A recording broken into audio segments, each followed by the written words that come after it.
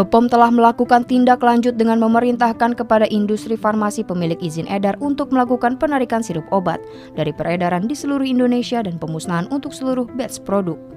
Penarikan mencakup seluruh outlet antara lain pedagang besar farmasi, instalasi farmasi pemerintah, apotek instalasi farmasi rumah sakit, puskesmas, klinik, toko obat, dan praktik mandiri tenaga kesehatan. Ya, pada prinsipnya sebenarnya ini diawali dengan gangguan ginjal akut progresif atipikal yang terjadi secara begitu masif di beberapa bulan belakangan. Awal teman-teman dan ahli yang melakukan perawatan masih memikirkan masalahnya adalah di apakah MISC, apakah suatu infeksi ataupun autoimun. Namun seiring dengan waktu ternyata masalah yang dicurigai sebelumnya tidak terbukti. Sehingga kami berpikir bahwa apakah ini suatu intoksikasi terhadap suatu zat. Nah, berdasarkan penelitian dari beberapa pasien yang ada, ternyata ditemukan zat etilen glikol dan dietilen glikol yang cukup tinggi di darah pasien yang mengalami gangguan ginjal akut progresif atipikal ini.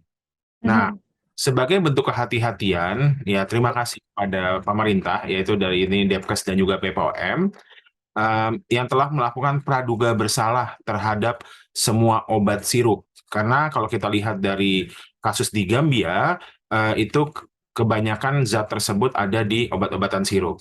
Ya, nah, jadi saat ini memang arahan dari Depkes, IDAI, dan juga BPM untuk tidak memberikan obat-obatan dalam bentuk sirup sampai nanti terbukti dia tidak mengandung kedua zat tersebut.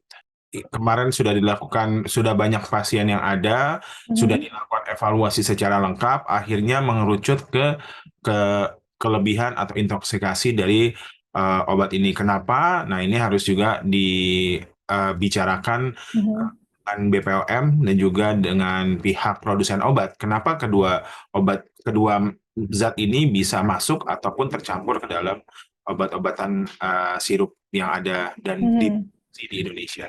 Kalau kita lihat dari laporan rumah sakit yang terbesar saja ya, Rumah Sakit Cipto Mangunkusumo, direkturnya juga sudah mengatakan bahwa terjadi peningkatan yang cukup hebat dari gangguan ginjal akut progresif atipikal ini ya, dan sampai saat ini memang belum menunjukkan angka penurunan. Sekali lagi, bukan kandungan obatnya, tetapi bahan pencemar yang dicurigai adalah etilen glikol dan dietilen glikol. Dari hasil sampling dan pengujian terhadap 39 batch dari 26 sirup obat sampai dengan 19 Oktober 2022, diketahui adanya kandungan cemaran EG yang melebihi ambang batas aman pada 5 produk berikut. Namun demikian, hasil uji tersebut belum dapat mendukung kesimpulan bahwa penggunaan obat tersebut memiliki keterkaitan dengan kejadian gagal ginjal akut.